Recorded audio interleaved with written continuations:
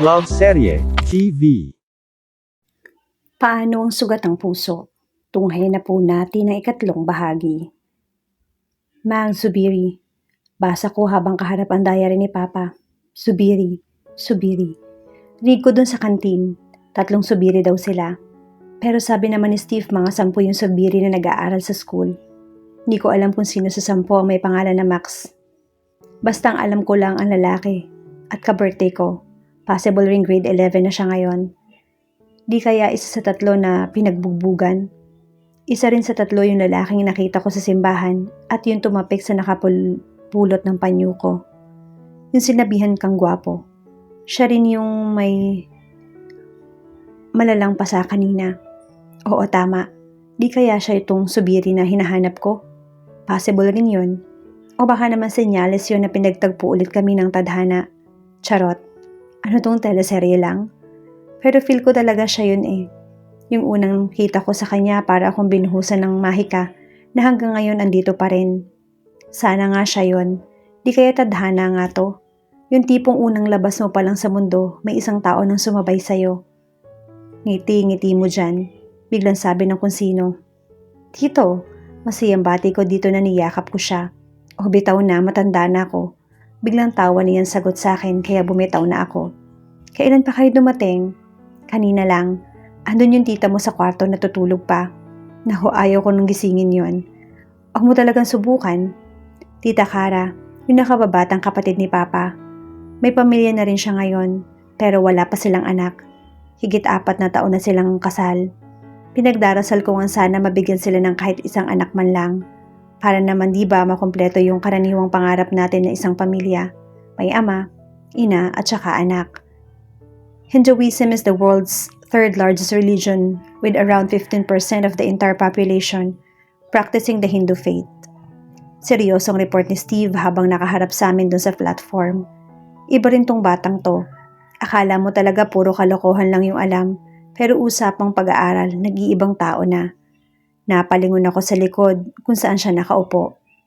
Nabigla pa ako nung nagkatinginan kami ni Francis na dahilan ng pag-iwas nito at tumingin bigla sa harap.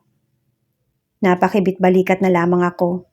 Agad rin nagpalakpakan ang lahat habang tong si Steve ay kumakaway pa na kunwari isang kandidato na nangangampanya. Hi, once a loco, always a loco. Mahina akong sabi.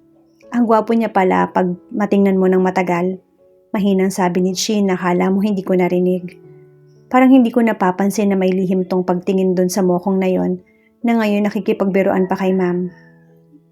Lumipas ang ilang minuto at ramdam ko ang kaba sa paligid. Section 25. The state shall ensure the autonomy of local governments. Section 26. Rinig ko na namang wika ni Francis habang nakaharap kay Sir Kizon, yung teacher naming may pakana sa isaulo yung article ng Pilipinas. Isa rin tong nega na to. Akala mo talaga walang iniisip sa buhay kundi yung kanigahan. May oras pa palang mag-memorize. Hanep, hanga na ako rito.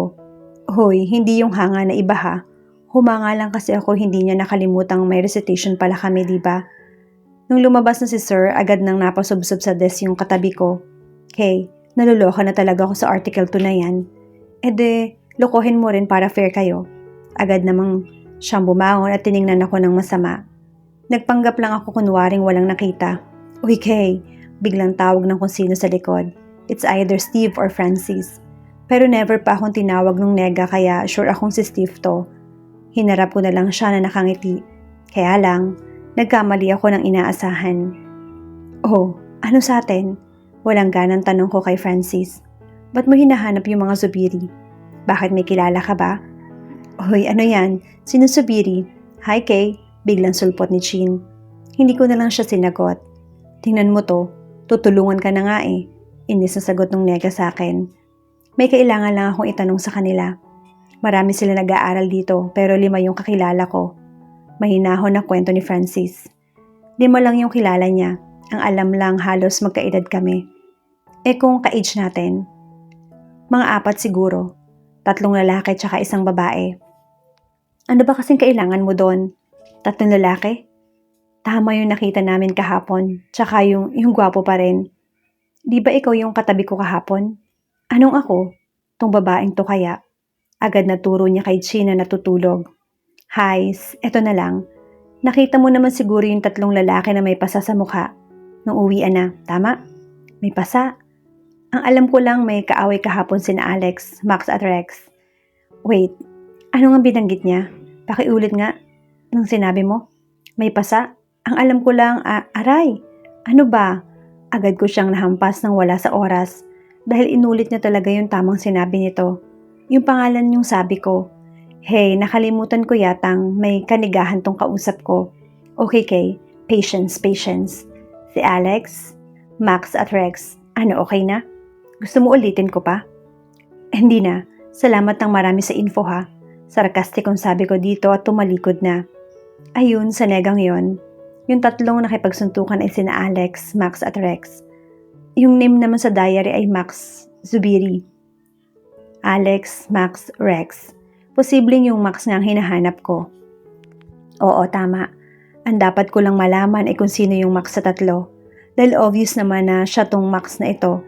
Ang layon ba ng Rex o kaya yung Alex?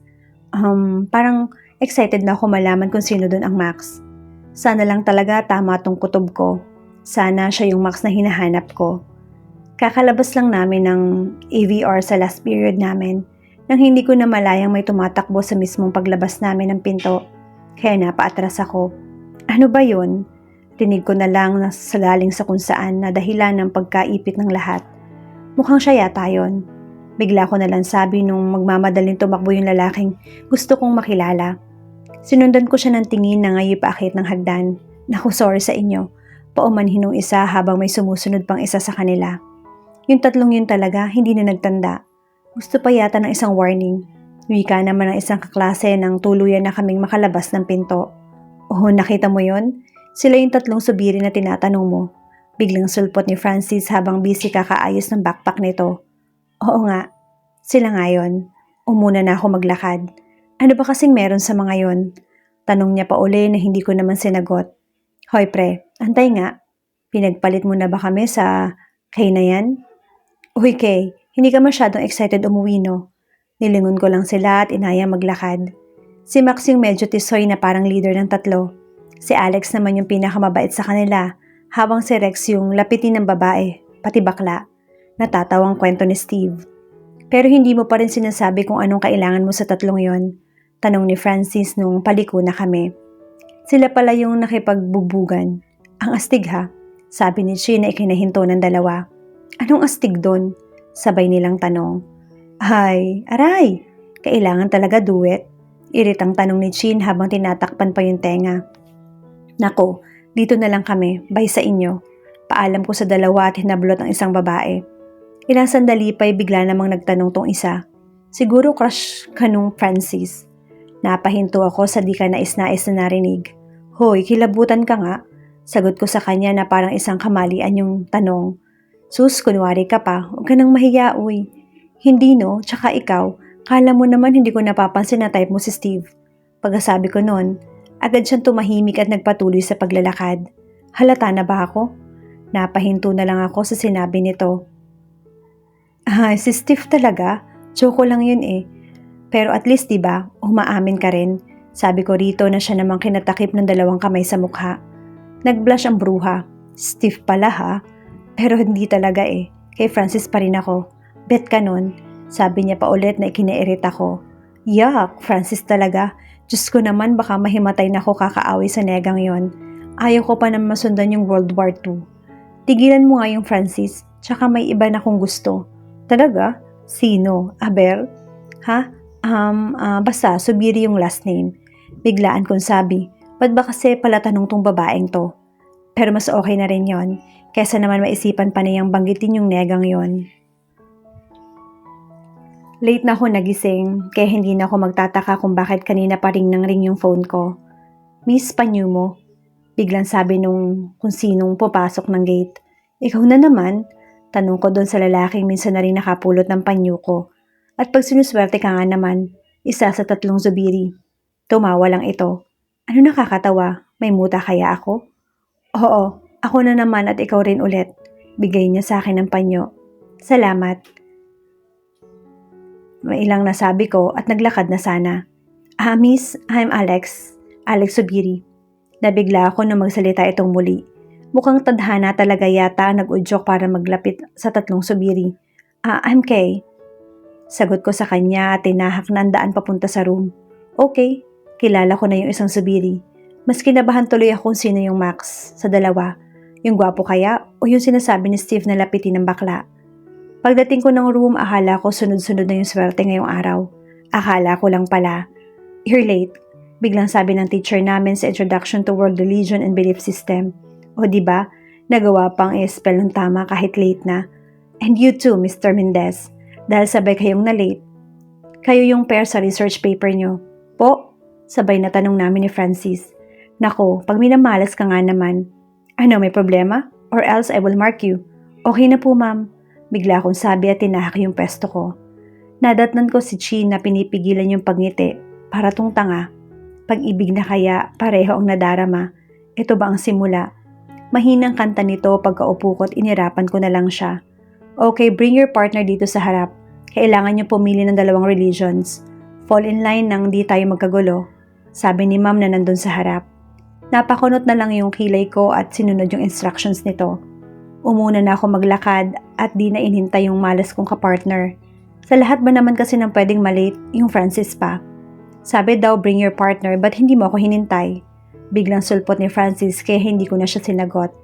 Ilang pairs na rin yung nakapili. May 2 boxes na nakalapag sa table at mga cards na may nakasulat ng mga religions. Okay, pumili na kayo. Kinuha ko yung Christianity at ibibigay na sana kay ma'am. Kaya nga bubunot para magkaiba diba? Tanong ni ma'am sa amin. Tiningnan ko yung hawak-hawak na card ni Francis. Christianity. Ma'am, syempre Catholic ako. Mas madali yun na po sa amin to. Suwestyon ng katabi ko. Okay, dahil mukhang hindi kayo magpapaawat, hindi nyo pwedeng piliin tong Christianity. Ma'am, ba't ba gaya-gaya tong taong to? Inirapan ko na lang siya at bumunot ng panibagong card. Hinduism, Buddhism. Tumango na lang si ma'am. Hi, buti naman okay na.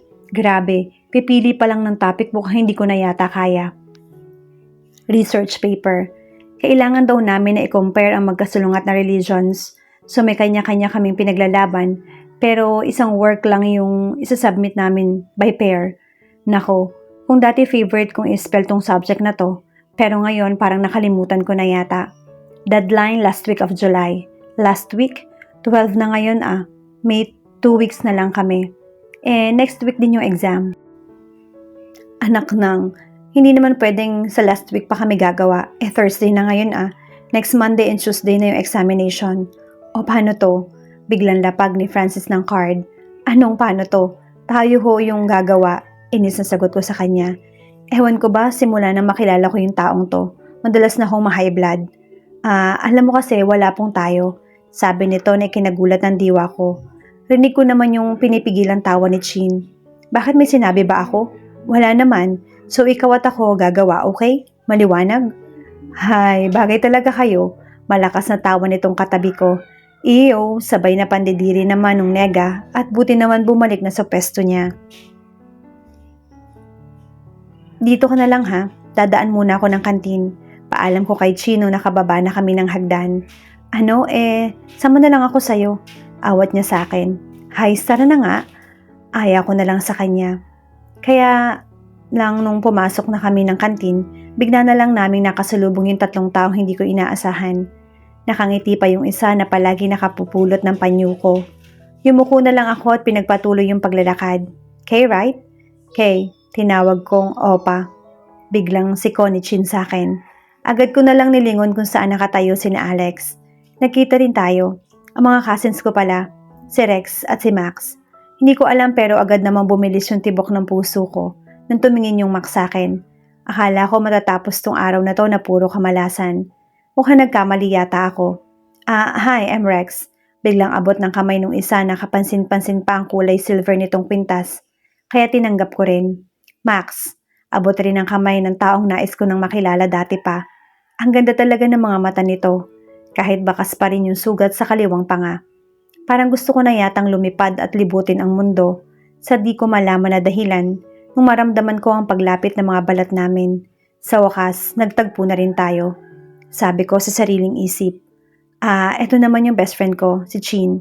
Bigla akong tapik sa kasama ko na tila nakakita rin ng multo. Hi! Ilang niyang ngiti sa tatlo. Nice to meet you girls, pero kailangan na naming umuna. Paalam nung Rex sa amin, sabay pa kaming napatango ni Chin. Sinundan pa namin sila ng tingin nung makalabas na ito ng kantin. Bigla na lang napatili yung tatlong babae nung nadaanan sila ng mga zubiri. Napatawa na lang ako. Grabe, ang gwapo pala nilang malapitan. Mahinang sabi ng katabi ko. Yeah, mahina ko rin sagot.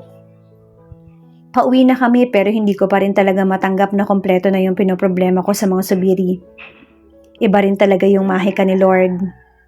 Kung sino pa yung taong nagustuhan mo na di inaasahang pagkakataon, siya pa pala yung may kakaibang puwang sa buhay mo. Charot. Hindi kaya tadhana nga to. Iniisip ko pa nga lang na sabay kaming isinilang tapos kami rin pala yung makakasama hanggang sa huli.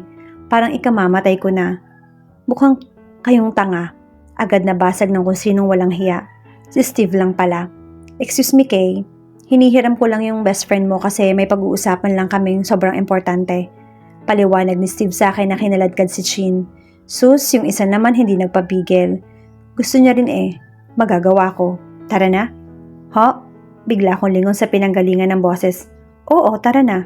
Mas lalo ako nagulat nung hinawakan ni Francis yung kaliwang kamay ko. Ano to, HHWW, holding hands while walking? Bitaw nga. Pilit kong agaw ng sariling kamay sa kanya. Huwag na makulit. Hoy, ikaw, saan ba kasi tayo pupunta? Pwede mo naman akong kausapin. Mabuti naman at huminto rin pero hawak-hawak niya pa rin yung kamay ko. Ay, ang mga batang hindi na nahiya. Sabi nung alin dumaan sa amin kaya napabitiw rin si Francis. Kinabahan ako dun ha. Oh, tanong ko sa kanya. Anong Ikaw kaya yung kumaladkad sa akin tapos tatanungin mo kung ano? Ano to? Biruan?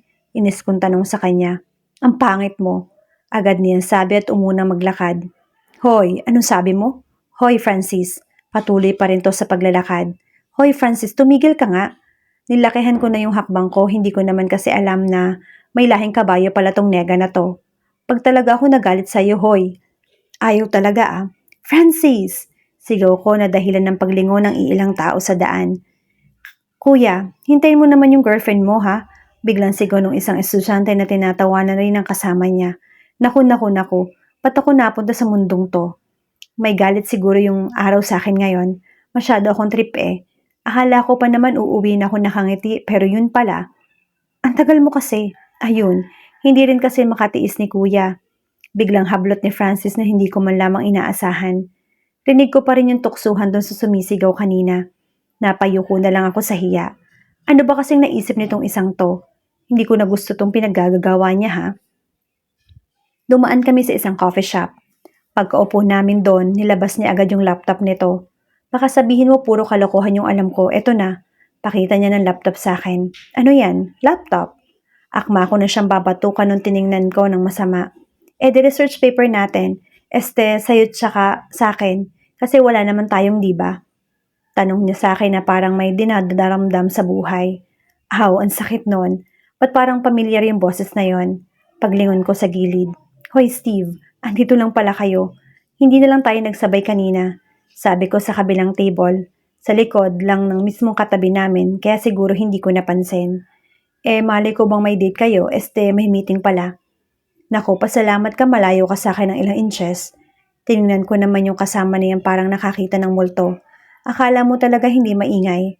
Tamang-tama rin at napatingin ito sa akin. At inipit pa yung buhok sa may tenga. Ang arte. Tanggalin kong tenga mo